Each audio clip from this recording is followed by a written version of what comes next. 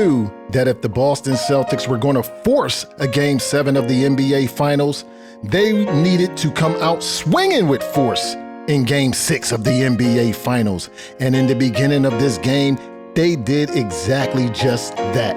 The Celtics stormed out to a 14-2 lead, and it seemed as if they were looking for the knockout early in this one.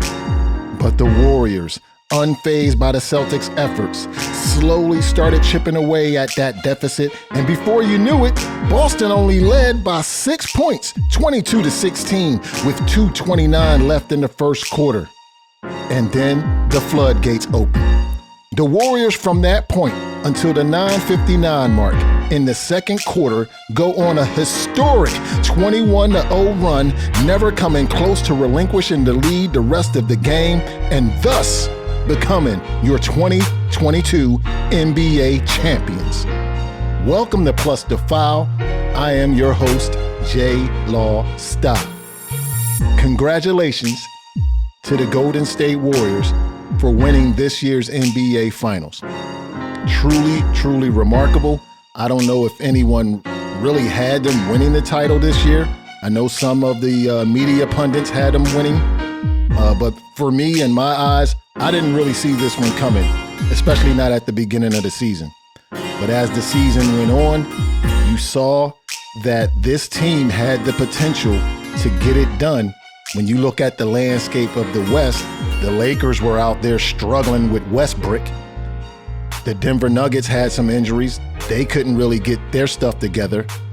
Dallas wasn't ready. And then you had the Phoenix Suns, great regular season team, but couldn't get it done in the postseason. So once again, hats off to the Golden State Warriors for winning this year's title. Steph Curry, 34 points, 7 rebounds, 7 assists, 2 steals in this closeout game, and he wins unanimous NBA Finals MVP for the first time in his career. Congratulations to Steph Curry. He averaged 31 points, 6 rebounds, 5 assists, and 2 steals in this series. Truly remarkable performance by Stephen Curry. Which brings me to this question that everyone is asking out there. Is Steph Curry a top 10 player in the league of all time? And for me, I'm going to let you know right now, he does make my top 10 list. Yes, I said it. Steph Curry makes my top 10 list of the greatest players of all time. Now, my top 10 list really has a lot of criteria involved in it, which I'm quite sure everyone else's does. And top 10 lists are highly opinionated. We all know this. Okay, we all know this. But for me, what weighs real heavy for me is the overall impact that a player has in the league. It's just that simple with me. How impactful are you? How do you change the game? How do you revolutionize the game? Do you inspire generations of players to play the game differently? Steph Curry does that. And I'm going to reveal my top 10 list of all time. Could be some controversy there. Hey, but that's what top 10 lists are about, right? That's what they're about. Before I do that, I do want to talk a little bit about the closeout game. I'm not really going to harp on the Boston Celtics. They had a great season, a great mid-season run, because earlier in the season they struggled. There were some issues there, but they got their act together. They bonded as a team. And from the second half up until the NBA Finals, they were clearly the best team in the league. You cannot deny that. But once again, they're a young team. They're a team without a true leader, a true floor general. And like I said in the previous episode, that they're going to have to go in the offseason and look for that floor general to really get them orchestrated. But hats off to the Boston Celtics. They put up a valiant effort. I thought they were the better team in the series. I really did. But I was wrong. So in Game 6, I mean, I felt like the Celtics were going to be primed to really win this game. They came out swinging. They threw a few uppercuts. It looked like they had the Warriors reeling. But the Warriors chipped away at it, got the lead, never relinquished the lead. Boston made a valiant effort in the second half to close it to within, I believe, like 8 points, but it just wasn't enough. And it just felt like, to me, that the Celtics ran out of gas, particularly Jason Tatum. Whether he's a superstar or not, I don't know. That's up for debate. I don't like to use the term superstar loosely like it is today. Everybody's a superstar today. No, for me, superstar is a rare class. And I'm going to say that Jason Tatum is an all-star. He's a fringe superstar. Okay. But the way I look at superstars in today's game, or in the game in general, are you must-see TV? I don't feel like Jason Tatum is must-see TV. Kevin Durant, that's a superstar. Kevin Durant come to town, I got to go see this kid play. LeBron James, he comes to town, obviously, got to go see this guy play. I don't feel that way about Jason Tatum. So right now, for me, Jason Tatum is an all-star. He's a great young talent. He has a ways to go. He's only 24. You know, a lot of champions in this league, they don't start winning championships until maybe around 27, 28. Okay. But the Celtics obviously need to make some roster moves. As much as I like Marcus Smart, he's just not a floor general. He's a great defensive player of the year. But he's not a floor general. He can't orchestrate an offense. So I look to see that the Celtics will make some offseason changes and get this roster constructed to compete for championships in the years to come. Golden State. Truly, they're a dynasty, winning their 4th title in 8 years. That's a dynasty, my friends. That is a dynasty. Now, we can all talk about this narrative about, oh, well, they had to go out and get Kevin Durant. Now, wait a minute. People act as if there was no other team in the league that was pursuing Kevin Durant's services when he became a free agent that offseason. Find me the team that didn't want Kevin Durant. I'll wait. Okay. There was not a team in the league that didn't want Kevin Durant's services. There was not a team in the league, that didn't need Kevin Durant's services. So stop it with this narrative that, oh, Golden State, they had to go out and get Kevin Durant. Well, they won a title without Kevin Durant before they got Kevin Durant. They won 2 with Kevin Durant. And then they just won 1 without Kevin Durant. So enough said about that. Because it was ultimately Kevin Durant's decision. I'm quite sure he had his pickings of teams he could have went to. But Kevin Durant made the decision in his NBA career to go to an organization that can best put him in a position to win an NBA title. And he did just that. And in pursuit of that, he also won 2 finals MVPs.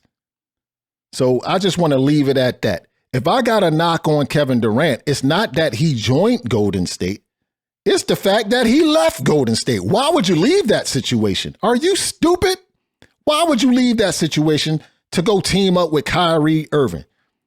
This is where I give Kevin Durant the knock. Not that he joined, but he left.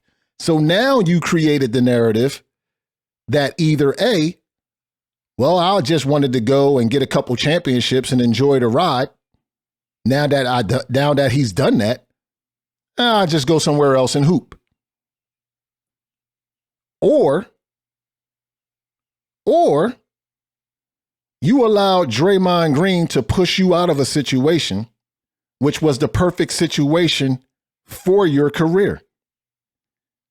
And now you got to go validate that, oh, well, I didn't have to really join Golden State. I can go do it somewhere else. So he put this monkey on his back himself, not Golden State. Golden State did just like any other team would have done. If you got a great player that's available, I need to see if we can get this player on our team, because as an organization, that is your top priority, to put the best basketball team together to try to win a championship.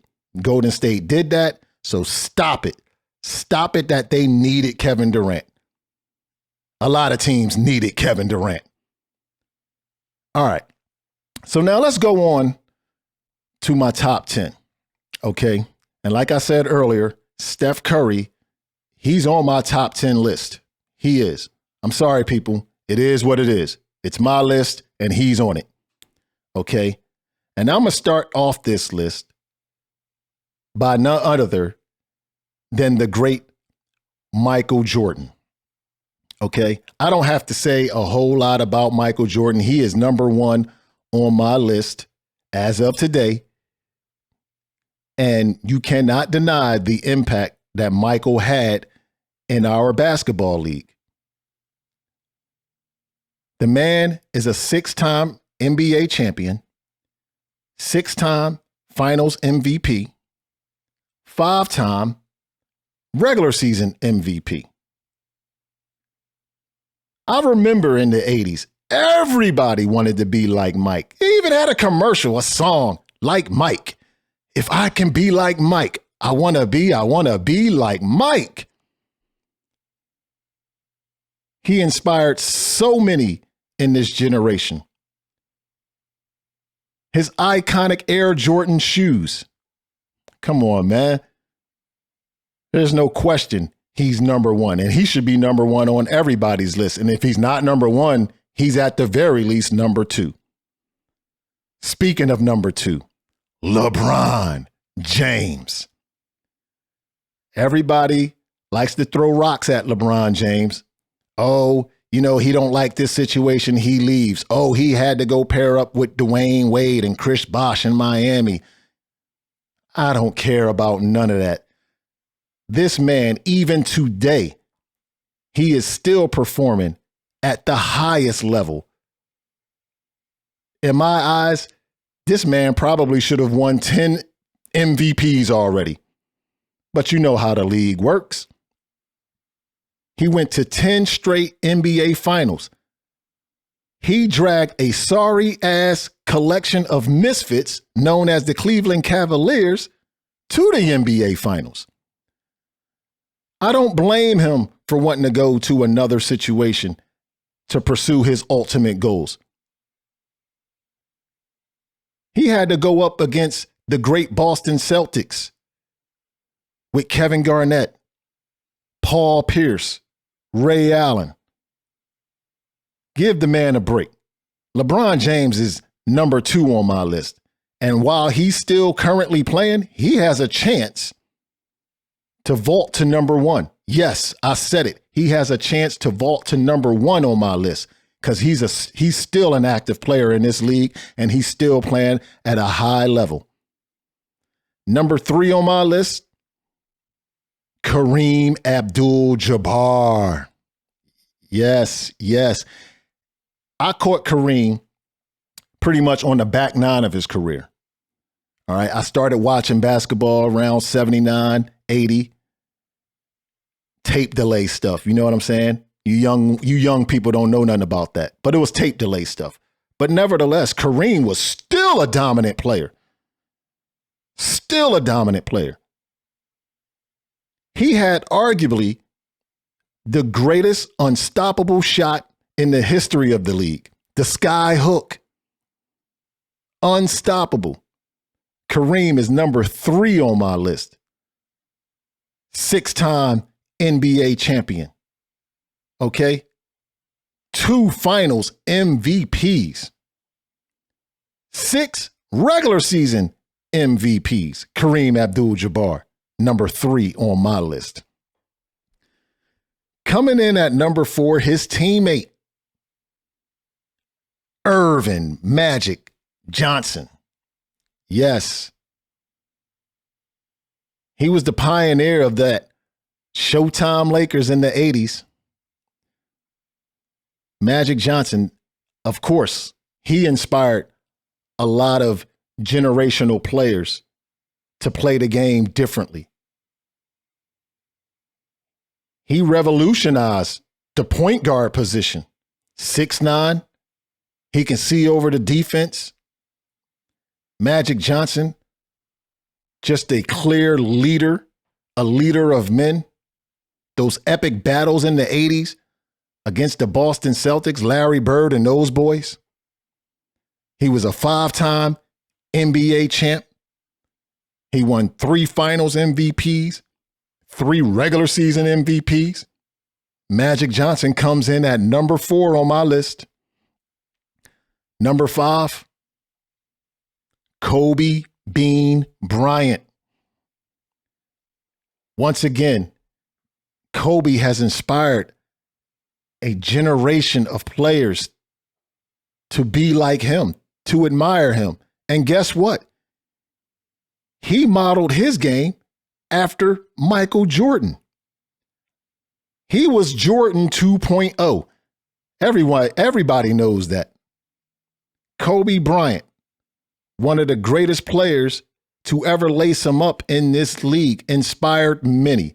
There are players today who admire Kobe Bryant.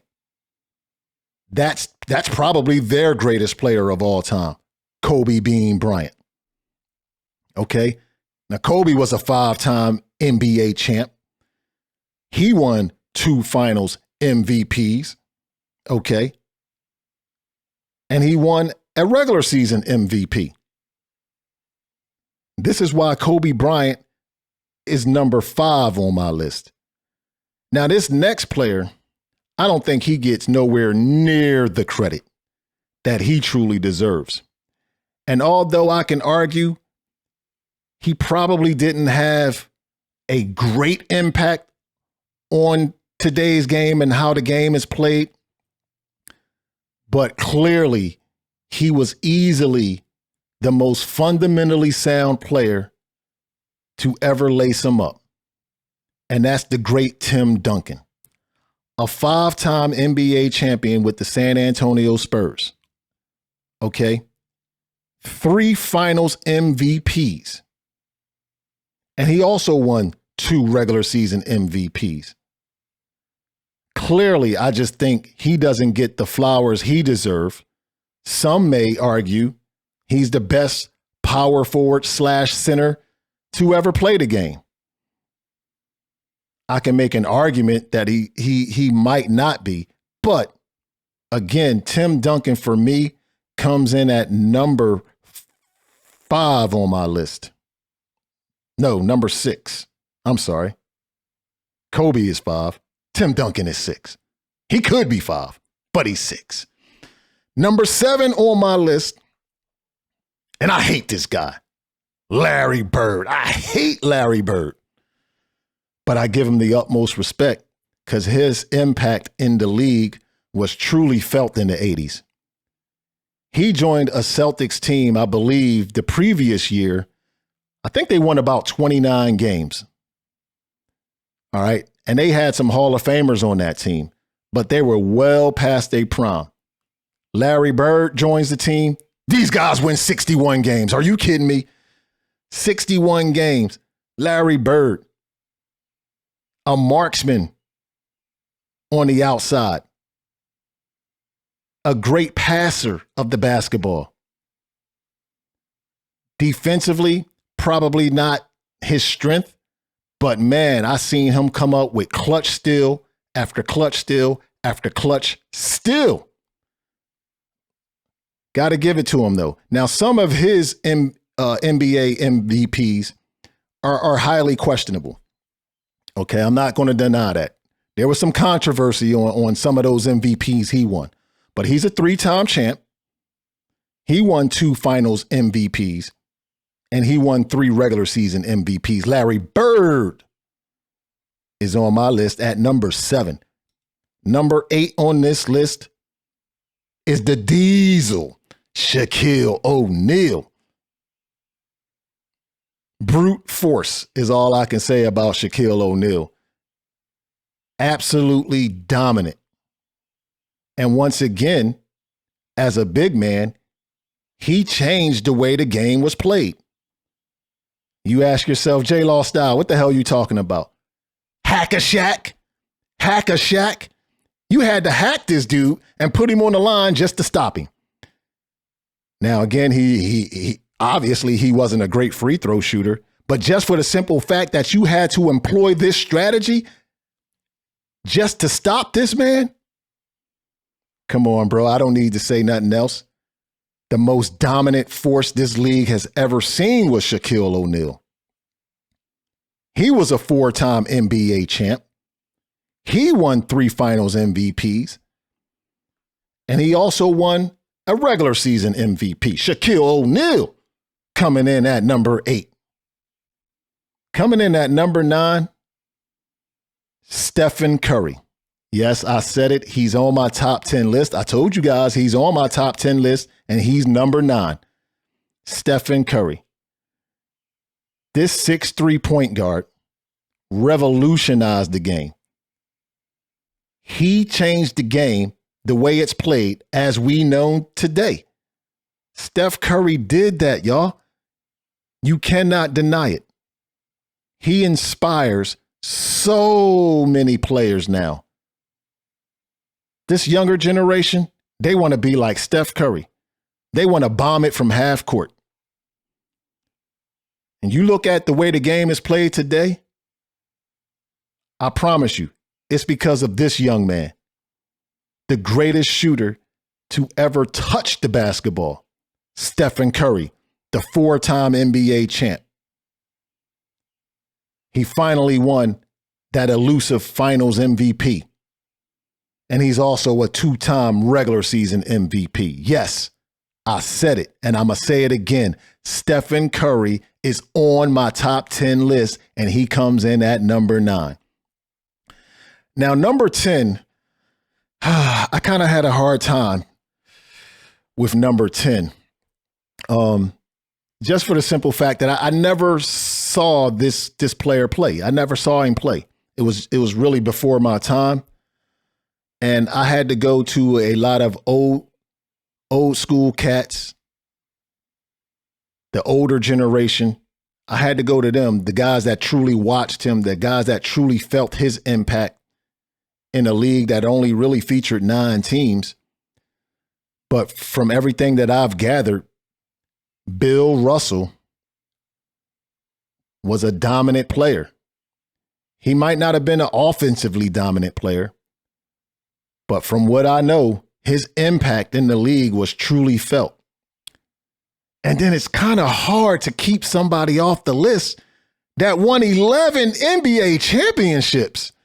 That's hard, man. It's hard to keep somebody off the list. He also has 5 regular season MVPs. And he also has 3 All-NBA first team appearances. Now, what raises an eyebrow for me is the fact that he won 11 titles, but not once was he finals MVP. So that raises an eyebrow for me. Okay, but 11 championships, that it's hard for me to keep somebody off a list of top 10 greatest of all time. And you win 11 championships. I mean, but I struggled. I struggled between him and who I feel like is the greatest center to ever play the game. In my eyes, Hakeem Olajuwon. Okay. And I might go back and revise this if I think about it. I'm gonna give myself some time to kind of think about it a little bit more, because I really didn't, because Hakeem was on my list. But like I said, I had to juggle between him and Bill Russell.